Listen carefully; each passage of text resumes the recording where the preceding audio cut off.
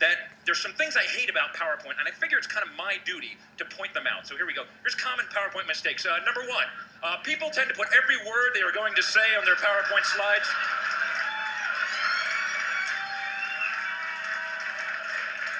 Although this eliminates the need to memorize your talk, ultimately this makes your slides crowded, wordy, and boring. You will lose your audience's attention before you even reach the bottom of your first slide.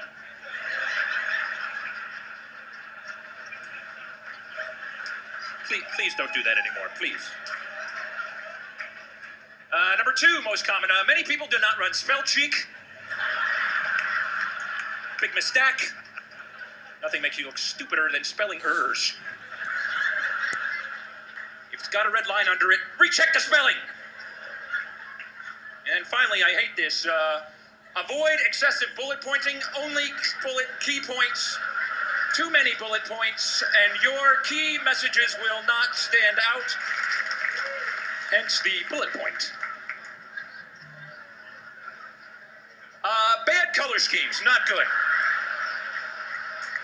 Clashing background and font colors can lead to distraction, confusion, headache, nausea, vomiting, and loss of bladder control. I can't stay on that one too long. Here's something I've noticed. The number of PowerPoint slides you have in your talk, the less useful your talk actually is. Unfortunately, my presentation is right there. I've also noticed All right. people love to Hi, class. So this, you can watch more of it if you want. Here's the YouTube URL for that. But this is a great illustration of death by PowerPoint. I know you're hard at work this week preparing your group presentations. And because of that, I wanted to draw your attention to a few of the do's and don'ts of PowerPoint. And I think it's something that we are all guilty of, but then it becomes so apparent to us as well. We remember those classes that we've been sitting in that we've wanted to die after a PowerPoint. So just really quickly, what I've done for you, if you go into assignments and then you go to your group presentation PowerPoint recording, if you scroll to the bottom here, you'll see this sample group project. So what I've put up here is a sample group project from a previous class that you can download.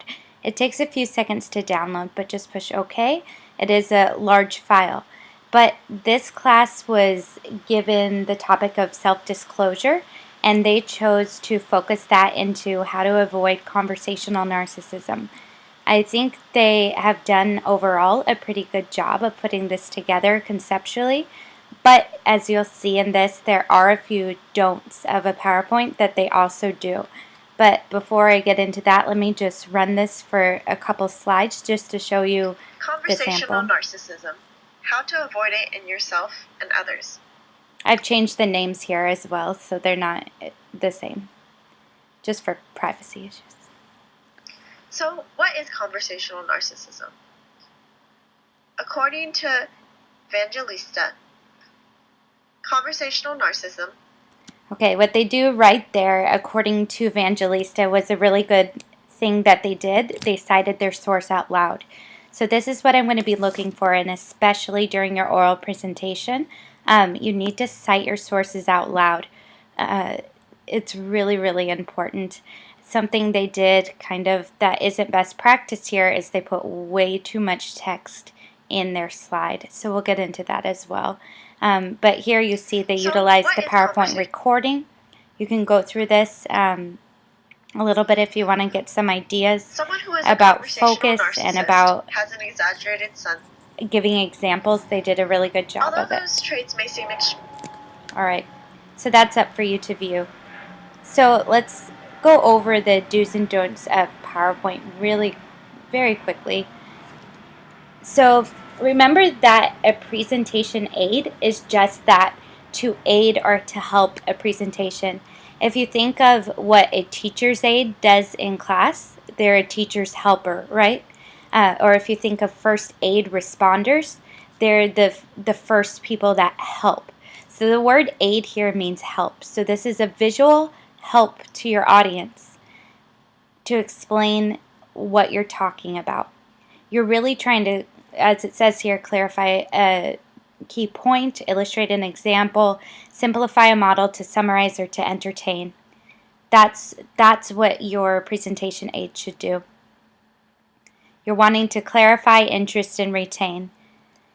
Embrace simplicity. Keep it simple. That's the main thing.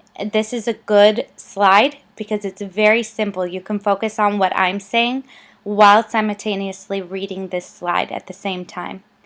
So what's wrong with this slide? It is ridiculous. There's no way that you can read this and pay attention to what I'm saying at the same time. Another thing that really bothers me, and this is a personal preference, but I'm just got bitter about it in my teaching age, is this stupid bullet point. So it is default to have a bullet point when you're typing out a paragraph, but it's not bulleting anything. It's so needless. So take that out. Take out that bullet point. Just like that. I know it's default to put in there, and I go to so many presentations, so many orientations that in their professional people, in their PowerPoint slide, they have that dang bullet point, and it's not bulleting anything. It's not highlighting anything. There's only one paragraph. It's just really annoying to me. Also keep in mind the size of the room. If you are having your text this small, it's gonna be ridiculous. No one's ever gonna be able to see that. And again, with images in the background, yes, it's great to have images. These make your presentation pop. They add some aesthetically pleasing stuff. But this is not going to be a good slide. What you can do, I was going to try and do this really quickly, but what I would do if I wanted to keep this image in the background is I'd insert, let's see if I can do this, a quick graphic behind this and layer it. So you can turn this to be, let's turn it to be white and then send it backwards. Let's see if this, there you go. Much better, right? You can see the image in the background still, but now the text pops. It makes a world of difference. All right, so simplicity. 8 to 10 words maximum. Unless it's a quote, it's going to be a little bit longer. Font about 36 in this, I say this room, this is one of our classrooms that are usual size at City College.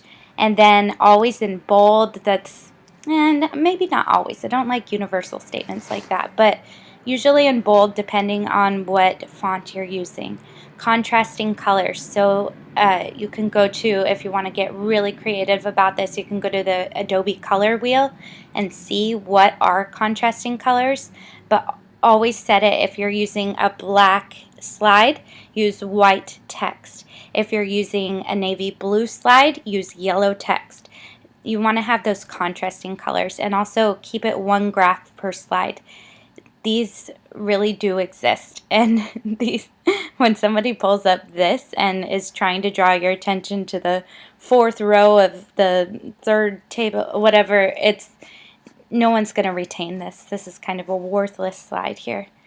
All right, so these are some for in presentation when you are giving another presentation in a classroom setting. They say avoid using the whiteboard, and that's just because it takes a long time if you're drawing out in detail, or if you're using a long quote. Practice using visual aids in advance. It's really frustrating if somebody gets up there and they're acting like this is the very first time they've seen their visual aid presentation. I'm like, didn't you design this? Display your visual aids only when you're using them.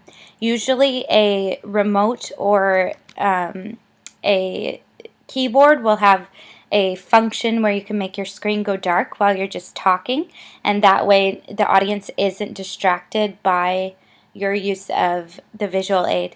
Be sure your visual aids are large enough. I actually got in trouble once in a past life. I was a executive assistant, and I was in a board of directors meeting of 54 people, and the visual aids were not large enough for my board to see, and I got a lot of flack from that. So just learn from my mistake.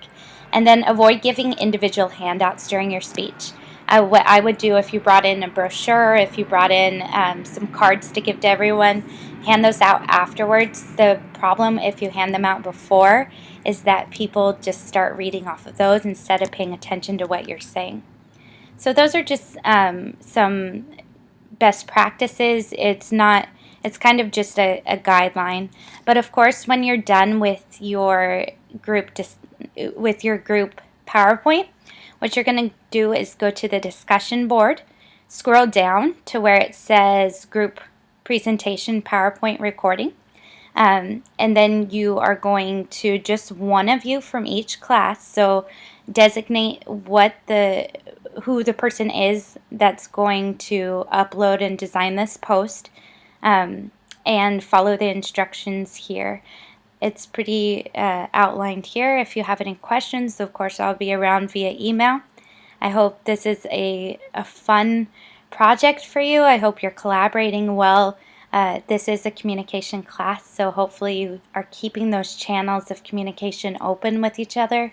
If somebody in your group refuses to participate in this, they obviously will not be getting the points for this. If you don't do the work, you don't get the points.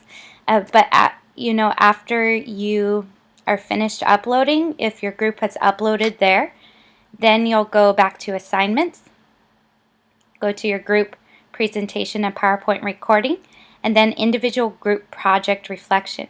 So this is going to be turned in a little bit differently than some of your other assignments. This is actually a link right here you're going to click on.